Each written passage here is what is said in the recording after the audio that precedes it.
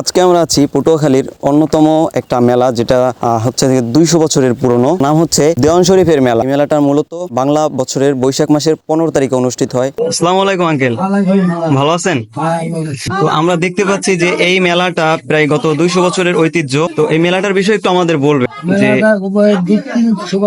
পর্যন্ত চলতে আছে। এই যে মাজার যাদের, ওনারা আসলে কারা? এরা কেউ না, সব এই বাংলাদেশ সবাই এই শরীফ মাজার। এরা মুসলমানের জন্য উরুস মফেলের জন্য এই জায়গাটা দেওয়া হয়েছে।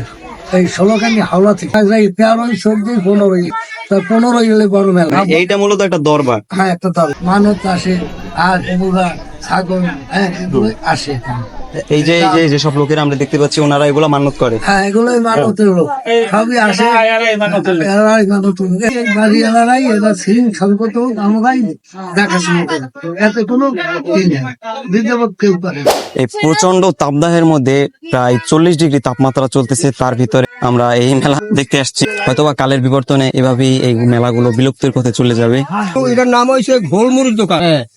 এটা আমরা ওইয়া সব দিন দেখতে আসি যে আমার ব্যবসা ছাড়া করতে আছে, আর এখন ব্যবসা ছাড়া নাই, এখন আমরা করতে আছি। আর এই মেলা আমরা ওইয়া সব দিন জন্মাইছি হইতে দেই এই ব্যবসায়ীর মেলা। আচ্ছা আঙ্কেল, থ্যাংক ইউ। এই মেলাটা মূলত 2টা পার্টে সংগঠিত হয়, তবে মূল মেলাটা সকালে সংগঠিত হয় এবং বিকেলেরটাকে বলা হয় ঘোড়ার দৌড়। তবে এই মেলার সব থেকে বাজে একটা অভিজ্ঞতা হচ্ছে এই জুয়ার আসর, যেটা আমার একদমই ভালো লাগেনি। এই মেলার মূল আকর্ষণ হচ্ছে ঘোড়ার দৌড়, আর ঘোড়া যে এত স্পিডে দৌড়তে পারে আপনারা না দেখলে কখনোই কল্পনা করতে পারবেন।